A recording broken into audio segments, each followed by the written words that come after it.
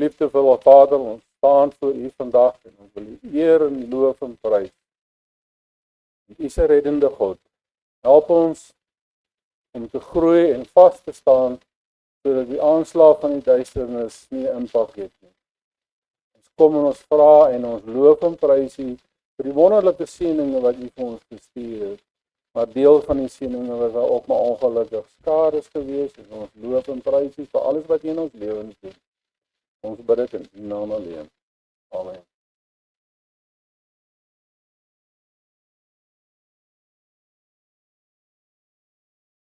Ek wil vir ons uit Romeine 6 vanaf vers 1 tot 6.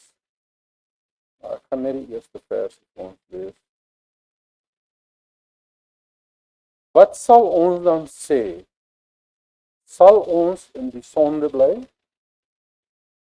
Dat die genade meer kan word.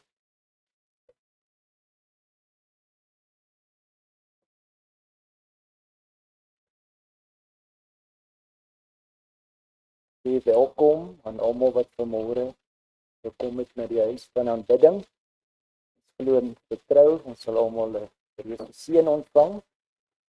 En ons kan sit nie wat vir ons voorberei het, dat die kom krag en woorde op sy lippe plaas.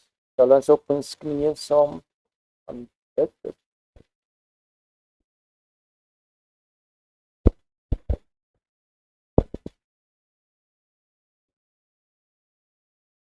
Liewe Heer, ons sê baie dankie vir nog 'n Sabbatdag wat weer hier aangebreek het, Heer. Ons sê dankie vir almal wat hier is weer vandag. Ons het heelwat mense wat ons mis, wat nie hier is, wat siek is.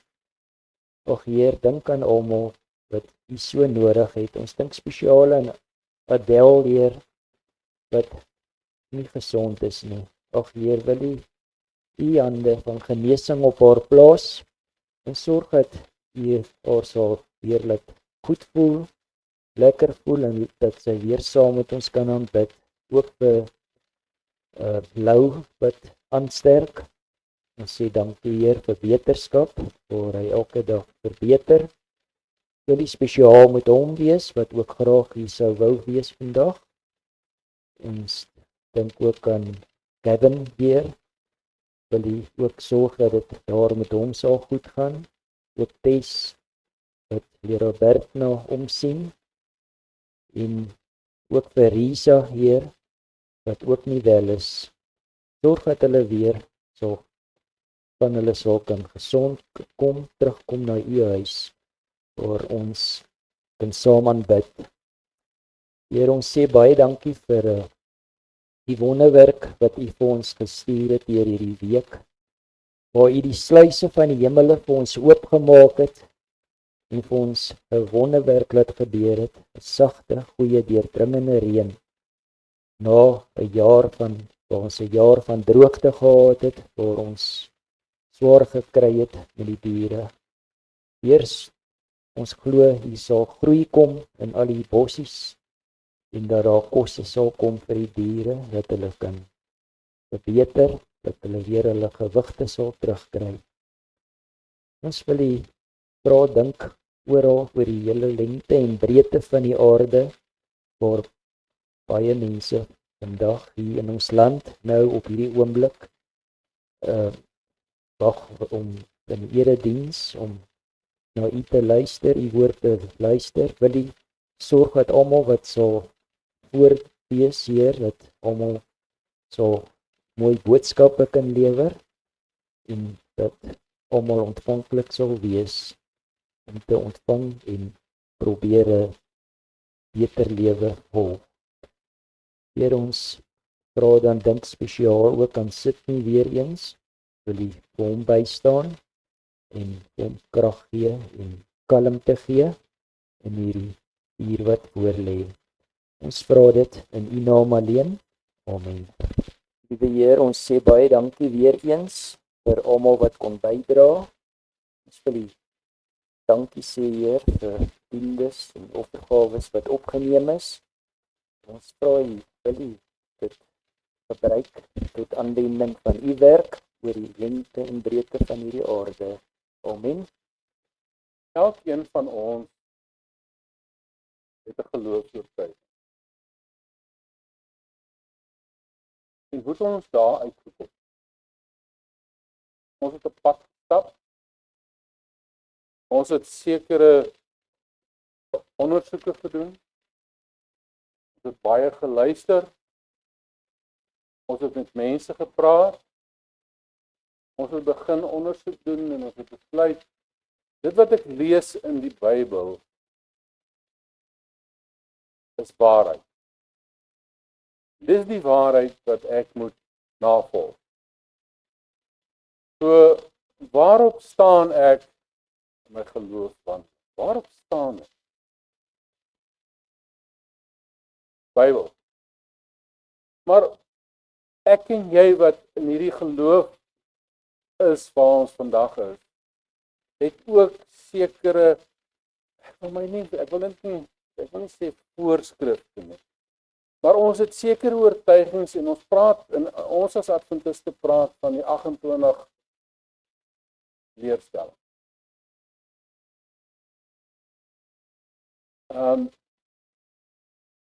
Wie van ons het al 28 leerstellings deurgewerk? Geen hand wat opgestaan het. Daar is nog 'n hand, ek se paar daar. So ons het die werk gedoen om die ondersoek te doen om te kyk, is ek op die regte pad? Wandel ek in my geloofsoortuiging na die waarheid of in die waarheid? En een van ons geloofsoortuigings waarin ons onsself oorgee is dat ek wil anders wees. Maar ek wil ook deel wees van die groep.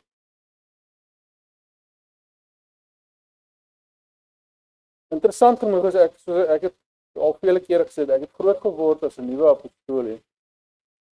En in die nuwe apostolie het jy Bybelstudies gedoen en dan het jy 'n geloofsbelijdenis gedoen en dan het jy deel geword van die gemeente. So die groter gemeente het jy dan aanvaar as 'n lid van die kerk. Tussentyd leer ek ander dinge en ek maak 'n besluit. So ek wil graag deel wees van die kerk. Dan kom hulle met voorwaardes.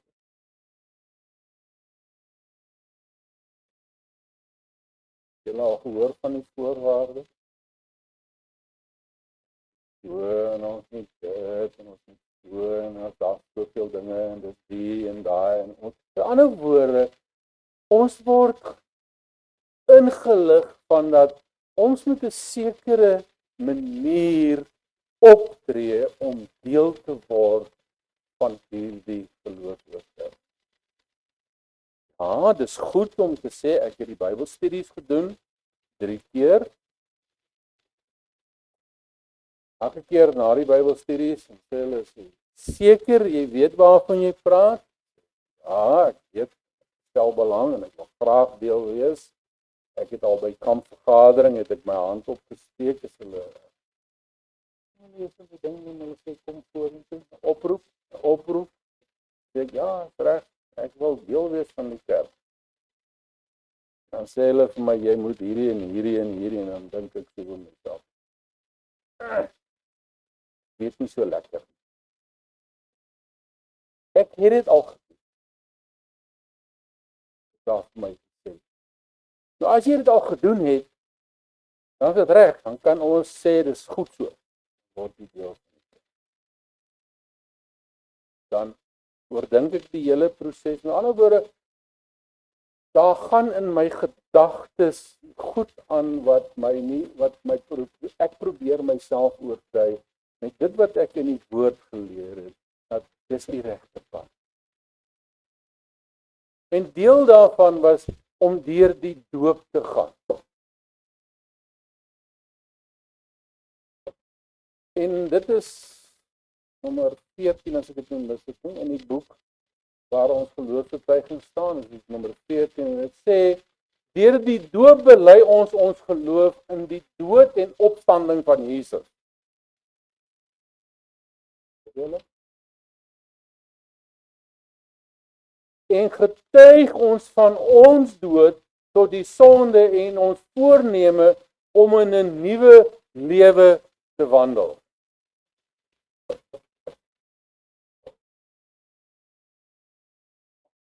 Nadat jy gedoop is,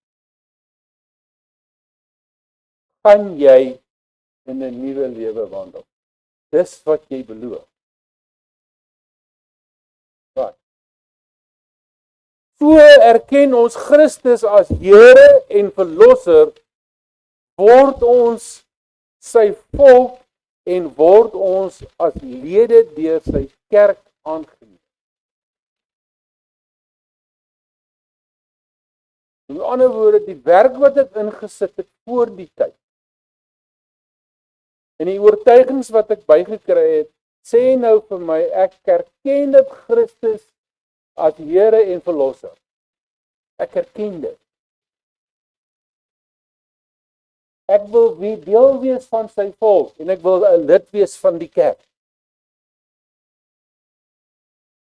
Maar daar's 'n voorwaarde.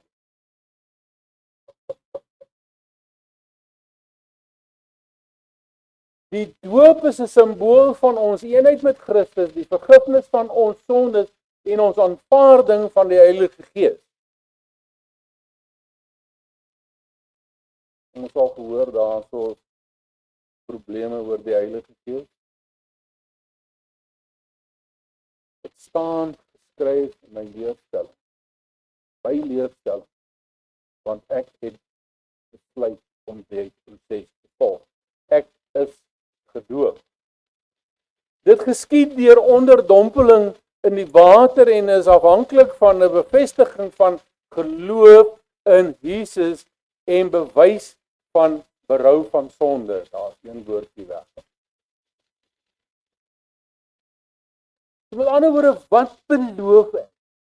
Ek beloof ek gaan my lewe omdraai en in 'n nuwe rigting stap. Ek gaan minder van die ou goed doen en meer van die nuwe goed.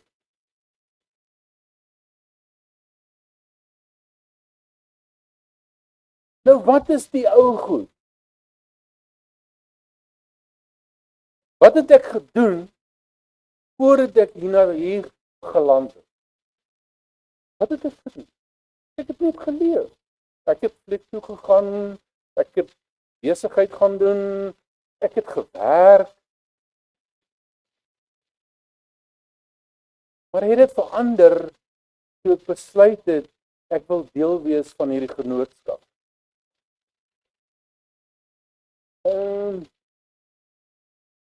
Hoeveel van die ou goed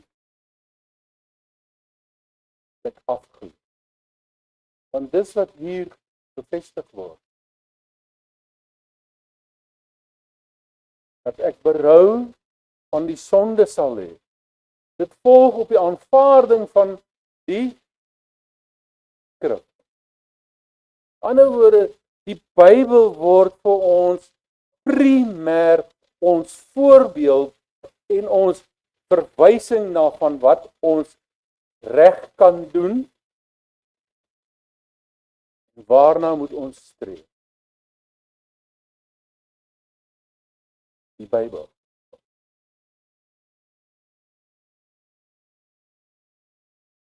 Waarop staan ek in my geloofswandeling? Romeine 6 vers 1 tot 6 sê vir ons: wat sal ons dan sê? Sal ons in die sonde bly dat die genade meer kan word? Is dit wat ons sal doen? Nee, stellig nie. Ons wat sonde afgesterf het, hoe kan ons nog daarin lewe? Voorbeeld van die doop is afsterwe van die ou ek, opstanding van die nuwe ek. Het ek die sonde afgesterf toe ek deur die doopproses gegaan het? Of is ek nou besig om te leer om net ander nuwe sondes Ek het al voorheen hierso vir die mense gesê die manier waarop ek groot geword het. My ma was vir my die ongelooflikste voorbeeld gewees. Maar daar's dinge in my lewe wat vir my geweldig hartseer maak, omdat ek nooit die geleentheid gehad het om haar om verskoning te vra vir dinge wat ek in my lewe toe sy geleef het gedoen het. Het ek dit uit onkunde gedoen? Nee, ek het geweet wat ek doen. Ek het voor my heilige siel geweet ek is besig om die verkeerde ding te doen en ek het dit nog steeds gedoen. Want ek wou. Weet julle wat ek sê? Ek wou dit, dat en nog wat. Ek wou dit. Maar ongelukkig het ek nooit die geleentheid gehad. My ma het ek op 17, ouderdom van 17 verloor. Waar ek nog nie mens was nie. Ek was nog besig om mens te word en ek het later jare toe ek die geloofbeginsels wat ek vandag probeer uitleef. Ek het tot die besef gekom maar ek sal nooit die geleentheid hê om te kan sê sorry. Ek het verkeerd gedoen. Al wil ek. Ek het al verskeie kere vir mense gevra, wat kan ek doen om vergifnis te kry vir dit wat ek verkeerd gedoen het? Want ek het haar vergifnis nodig. Ja, ons almal glo dat as ons ons sondes voor God neerlê, sal ons vergewe word. Maar my optrede wat ek gehad het, was teenoor haar. En ek sou wat wou gee om net vir haar te sê, jammer. Jammer, jammer, jammer.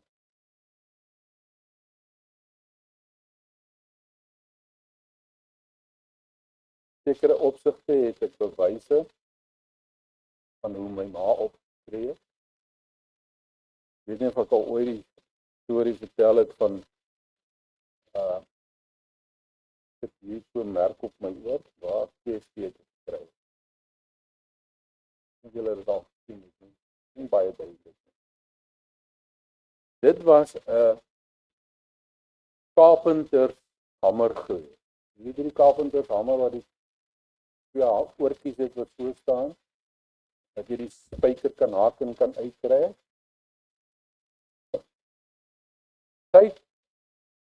Omdat my ma ons alleen groot gemaak het, was sy die handyman in die huis geweest.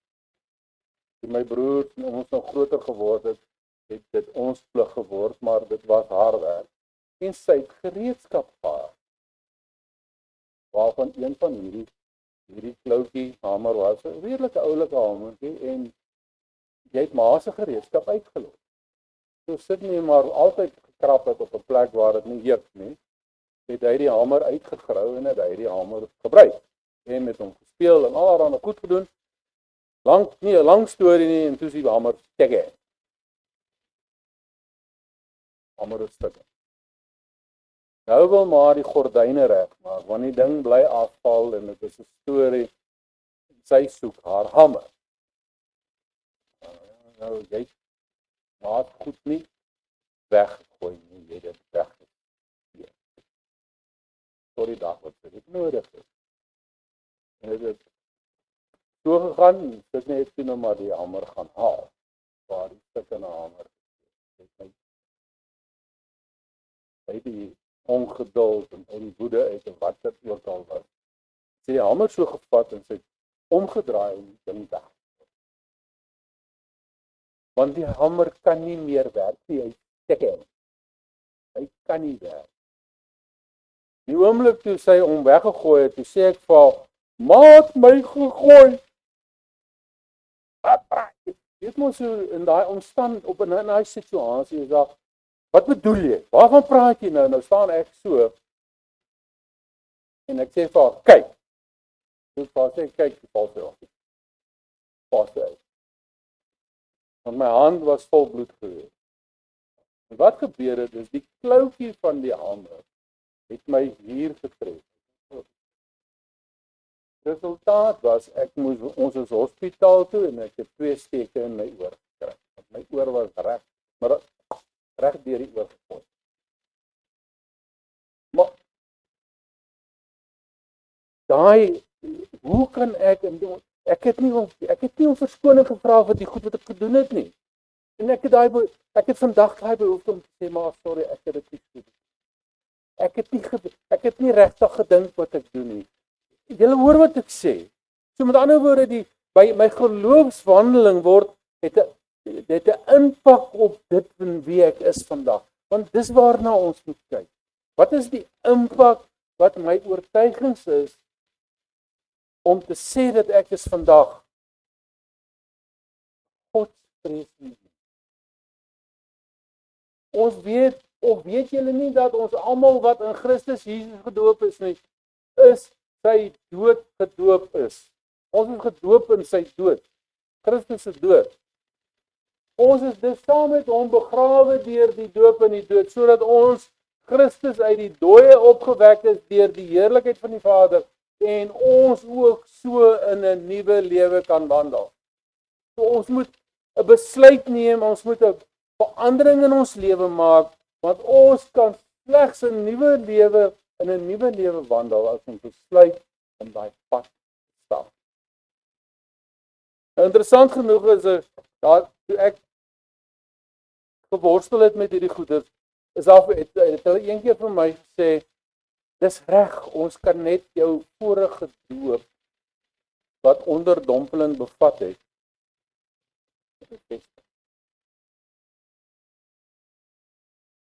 So met ander woorde, al wat ek doen, ek kom staan voor en prediker sê vir my, jy's gedoop saam, dat is reg. Dit nie, het dit gewys. Is daar koppigheid? Seker maar, ek is nogal geneig om hardkoppig te wees. Maar die omstandighede waarin die doop plaasgevind, in vergelyking met dit wat ons normaalweg doen, nie dieselfde nie. Was nie dieselfde. Want op daai stadium was my geloofsoortuiging iets anders.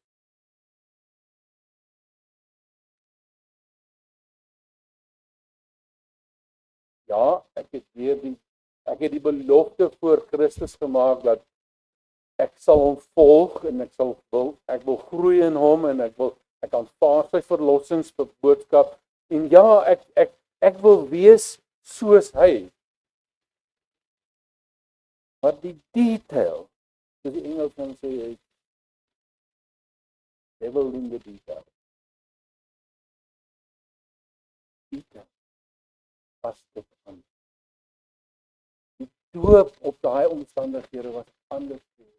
Want ons het met hom saamgegroei deur die gelykwording aan sy dood, sal ons dit tog ook wees deur die aan sy opstanding. Met ander woorde, ons het die belofte dat ons die pad stap wat daar vir ons die bekendheid in die woord is, sal ons die opstanding ervaar op die tweede koms. Ons het die belofte in die woord wat dit ons. Ons het die belofte dat daar is die tweede opstanding wat gaan plaasvind. Sal tot die heerlikheid wees, dat ons saam met hom wat ons gered het, vir ewigheid.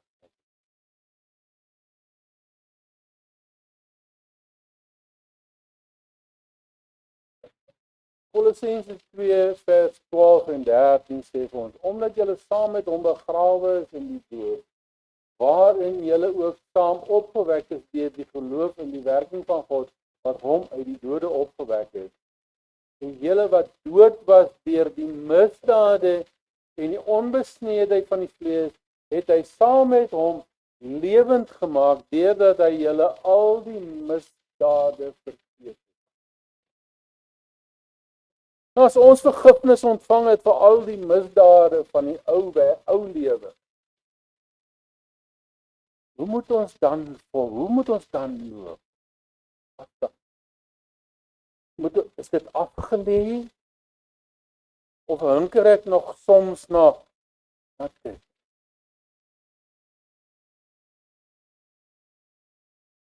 As daai hinkering nog daar is, wat die betekenis van die doop is?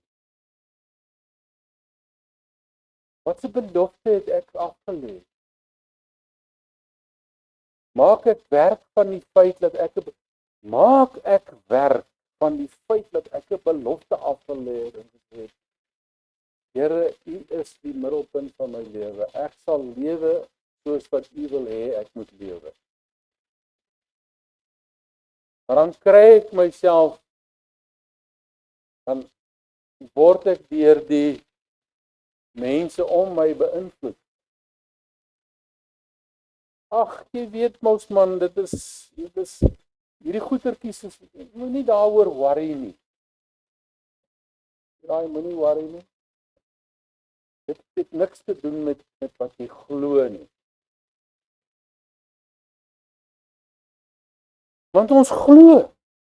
Ons glo regtig. Ek het nou so ruk terug, dis al verskeie maande terug, 2 jaar terug, kom stel ek so. Ek het eendag gesit en dinge gedink. Wat is geloof? Wat is dit? Is dit 'n chemiese reaksie in my kop? Is dit iets wat ek uitdink? Want waarteen weet ek dit? Dis 'n boek wat ek lees, staan dit is gedrukte papiertjie. Wat is geloof? Wat oortuig dit wat ek lees en dit wat ek kyk is geloof? Hoe definieer ek dit? Want ons is so geneig om te sê, maar dit wat ek doen, my optrede is eintlik my geloof. Die manier waarop ek optree. As ek sê die gras is groen daar buite. Iemand anders te kom sê van nee, maar dit is pers. Glo ek myself. Want my oortuig, my geloof op daai stadium is my oortuig. Die ander waarom baseer ek my geloof?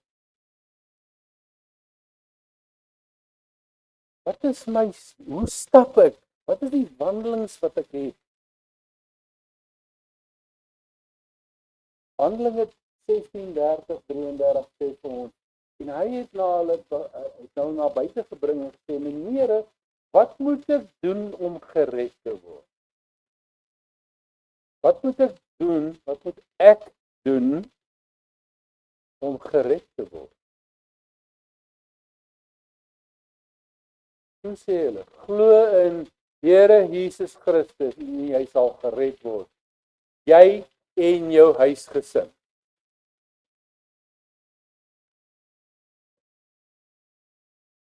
Wanneer sal ek gered word? Glo in Jesus Christus. Dan sal ek. Hou ek daarop? Is dit nie maar wat baie keer gebeur dat ja, ek glo, maar ek is nie bereid om op te gee. Daai weer ons van die burger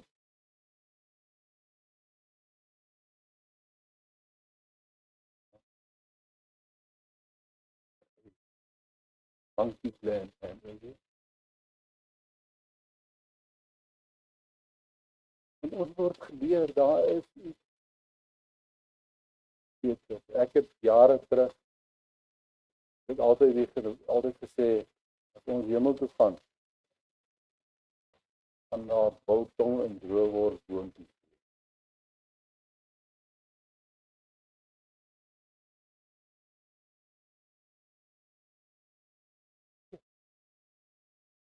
Ek moet nie sulke opmerkings maak.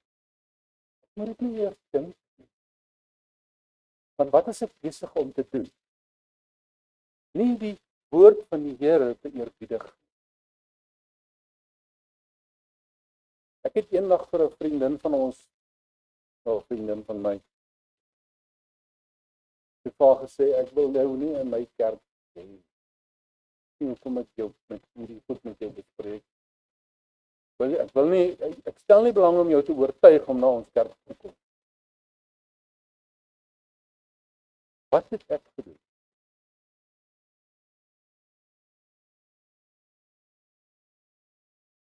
Verkondig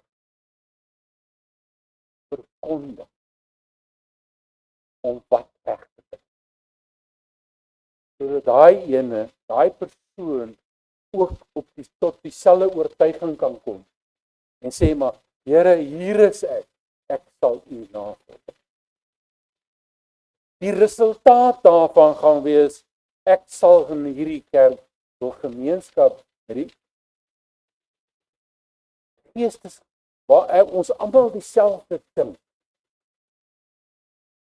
Dan wil ek ons tyd saam met daai mense spandeer en ek wil met hulle gesels en met hulle hoor en kuier en gevoel, ek wil deel wees van die gesin van Christus. Dis waarvan ek deel wil wees. Ja, ek het my gesin by die huis en ek het my kinders en my familie. Nie daarvan. Maar wat het belangrik geword? Toe ek deur die doopproses gegaan het en die beloftes gemaak het en gesê, ek beloof, ek sal my lewe verander.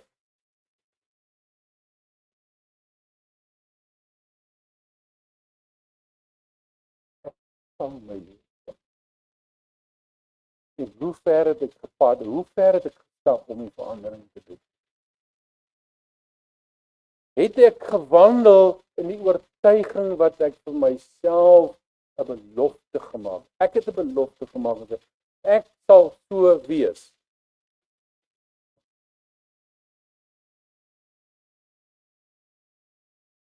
Ek was nog nie 'n lid van die kerk nie.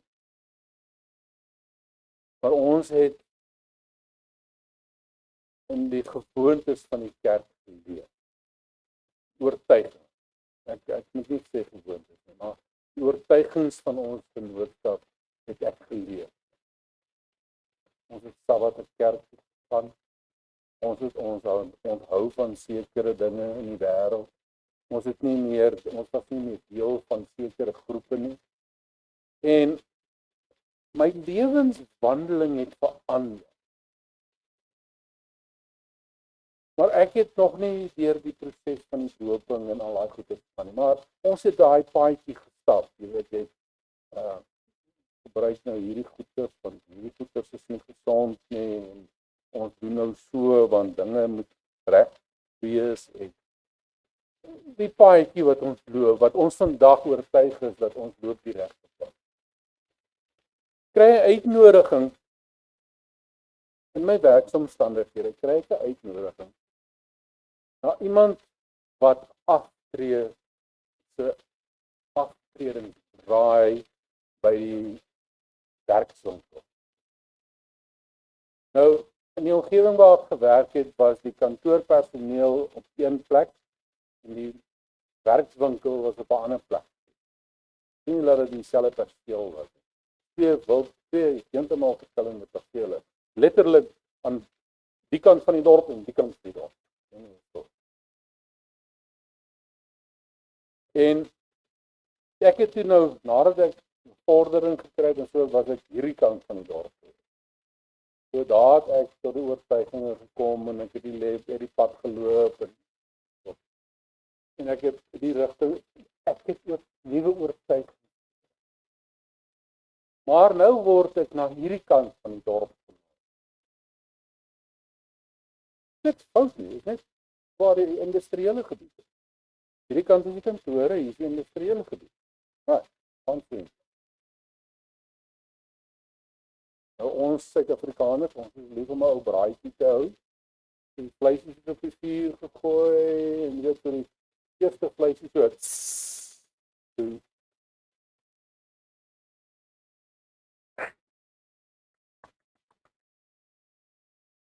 Kom dit. En dit was nie koeldrank nie.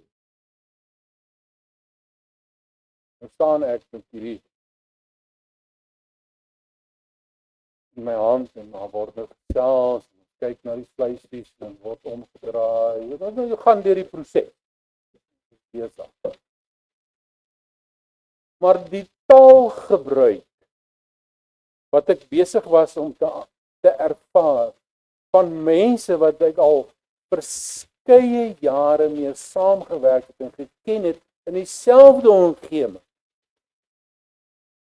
het so impak op my gehad dat ek gesê het, maar nee, dankie, ek wil nie daar wees nie. Maar die gevaar wat ek ervaar het, is dat omdat ek in daai omgewing was, het my taalgebruik outomaties ingepak. Ek het vir verskeie jare was hier gewees en my taalgebruik was gekis. Toe ek hier kom, het ek verval in die ou weer. Niks en niemand het my forceer. Ek het verval. En toe ek tot die besef kom, maar ek is besig om die ou ek te wees. Nee, daar's iets beter. Moet jouself nie in daai situasie inplaas nie. Want glo vir my, mense, glo vir my, die oomblik wanneer jy teruggaan na jou ou lewe toe, verval jy en jou ou gewoontes en alles lyk en klink normaal. Ek kan julle 'n ander voorbeeld gee. Net voordat ons uit Pietersburg weg is, ons leef en leef, ons is Adventiste. Ek praat van ek is 'n Adventist, al is ek nie deel van die kerk. Maar ek word uitgenooi na 'n kerkfees. Einde van die jaar, party. Daar by die Pietersburg klub. Ek het Pietersburg klub gehad, hulle het ek plek gehad. Hierdie mense hulle is van hierdie ouens wat hier bo nie, hulle sit bo in die kantore. Nie ouens wat op die grond sit. Weet nie of julle ooit die ervaring gehad het dat die mense wat bo in die kantore is, het altyd gedink hulle is beter as die ouens op die grond. Ek kon dit nooit verstaan nie. Ek is naby die grond en jy gaan baie harder val as ek. Ook so. Maar ek word uitgenooi, ons gaan nou sit ons almal daar so en ons is 3 mense die kant van die tafel gesit, ons 3 mense die kant van die tafel gesit. Ek het op die hoek gesit. En die persoon wat ons bedien kom na ons en sê wat sê julle drink? Het al gehoor? As ons van kuier dan wat wil jy drink? 'n Koffietjie. Dan stap ek terug. Anyway, die kelner, ons kelner wat al was het gesê, wat wil julle drink? En hy het op die ry afgegaan. En hy het sit nie gekom en sit net vir hom gesê, "Oké, ek wil dit hê." Ek is besig om 'n nuwe pad te stap in die oortuigings wat ek besig gekry het. Maar in daai, dis letterlik, glo mense, dis sekondes. Dis nie minute en ure nie, dis sekondes. Het ek die pad bytse geraak. Want dit wat ek vir die persoon gesê het, wat hy vir my moet bring, was hierdie regte ding. En toe ons so voor my neer, nou, ek moet betaal vir daai. Ek kry hom nie vir niks. Jy ons so neersit. Toe besef ek. Maar in die gesprek wat daar was, hy het daar begin en hy het so ongekom, letterlik 5 mense voor my. Ek die pad byster geraak, toe ek die antwoord gegee, hulle sê, wat wil jy drink nie? Dit. Ek het eers tot die besef gekom, toe daai kelner die ding so voor my neersit, en ek kom so sit en kyk die ding vir myself. Sydney, wat is jy besig om te doen?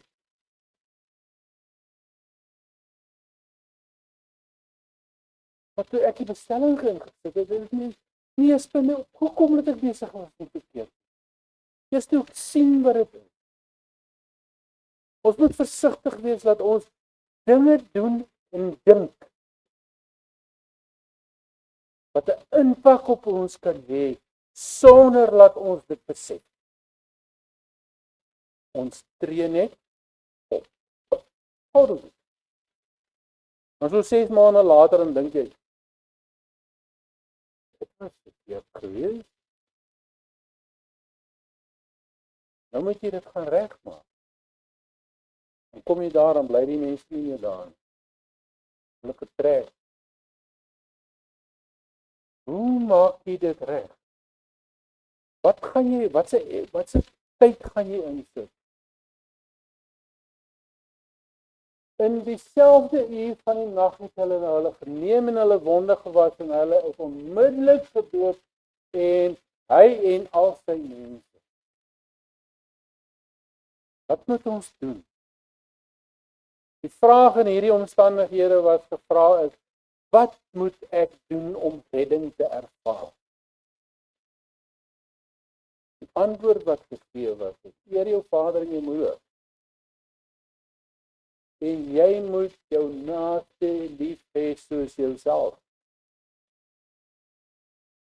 Eer jou vader en jou moeder. Eer wat getoon moet word. Hoe het ek opgetree? Nee, ek weet nie.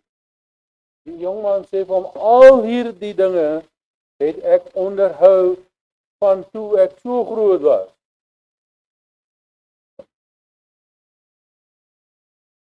Wat kort ek nog? Wat kom ek kort? Wat is kort in my lewe om redding te kan ervaar? Wat kort ek kom? Waar kom ek kort?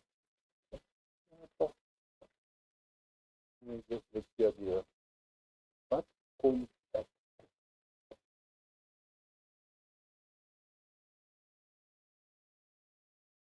Wat kom ek?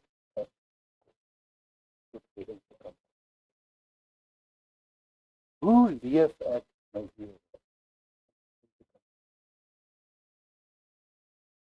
Ek is gered.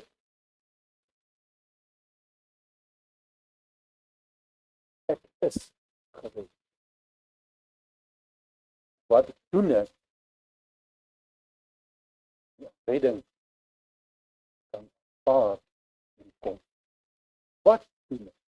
Loop ek die pad om tot redding te kan kom, of loop ek die pad om nie tot redding? Ek is, hoor vir my, ons is gered. Jy het werk.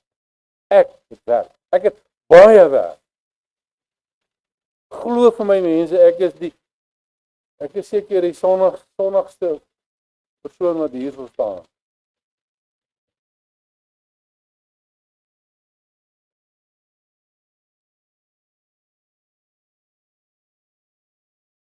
Party daar dink ek is nie 'n goeie mens.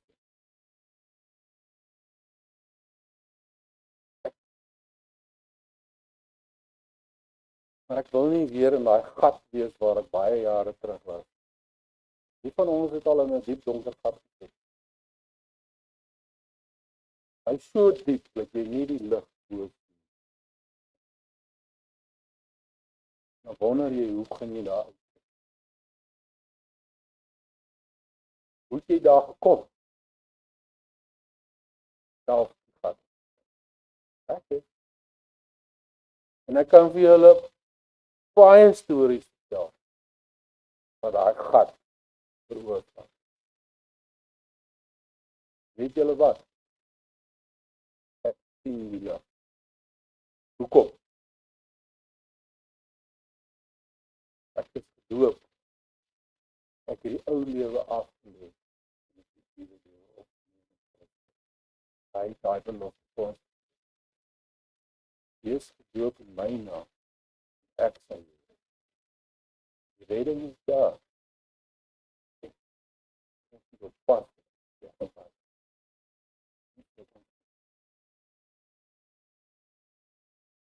Here, ons het gekom om te hoor wat U vir ons sê. Gee dat ons dit sal hoor, luister en dan daarvolgens sal optree. Want ons weet ons redding kom uit U hand uit alleen. U is ons redder en ons verlosser en ons zaligmaker.